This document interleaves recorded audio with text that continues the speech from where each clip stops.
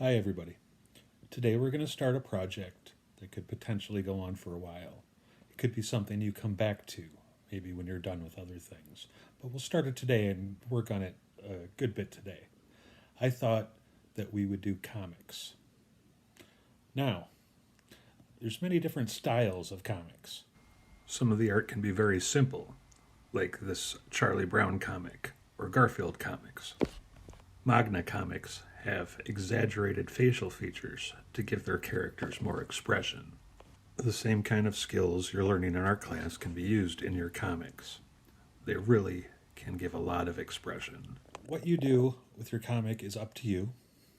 The materials you use, what you use to draw with it, is up to you. You can use markers or colored pencils, or you could do it digitally if you know how to do that. I'm fine with that. Just that's really up to you. And the story is also up to you. Now, I know that a lot of people might not have ideas right away, so I thought maybe something you could do is a comic about 2020, what you did while you were, cooped up in the house, or while you couldn't go to school, or something that happened. But it doesn't have to be normal. I mean, it can, but it could be like aliens visit you or something. It can be really anything. If you have a different idea for a comic, that doesn't have to do with what I just said, I am completely open to that. It can be whatever you'd like. Now, there are many different genres of comics. Now, a genre is just a type of comic. There's different genres in books, and different genres in TV shows and movies. And I'd like you to think of what genre you might want to do. The most common genre is superhero comics, and you probably know all about them. There's the genre slice of life, which shows real life situations and things that happen to people at places like work or school. Often have to do with relationships.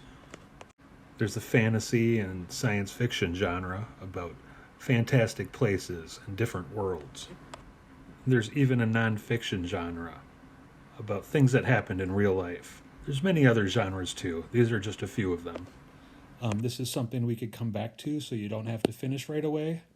But one thing I'd like you to think about before you start is the story. I'd like you to maybe write something down, maybe like the beginning, the middle, and the end, what happens.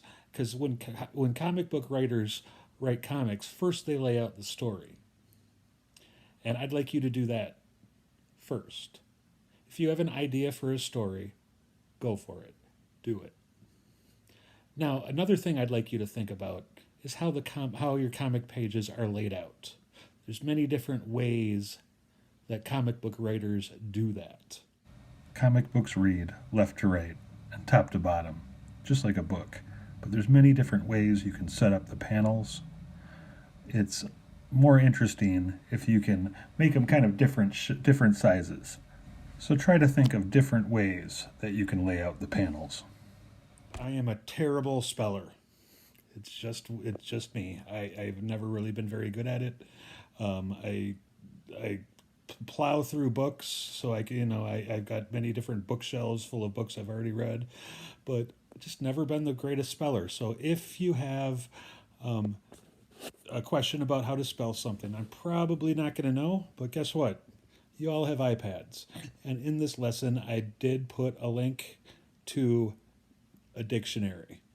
It's a great way to look up words if you don't know how to spell them. Now, some comics will not even have words, and that you can tell a story just by pictures. And if you're deciding to do that, I'm fine with that too.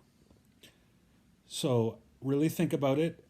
Take a little while to think about what kind of comic you want to do, how you're going to lay out, what kind of story you want to tell, and what kind of genre you want to make for your comic. And again, this is something we can continue with, so you don't have to be done with it anytime soon. You could keep coming back to this as you finish other projects, or you could write a shorter one and finish it right away. That is an option too. I love comics. I'm a comic fan. I just finished the entire run of The Walking Dead. It's some people think that adults don't read comics. It's not true. because telling stories with pictures is just something humans have done forever. And now you can tell a story with pictures also.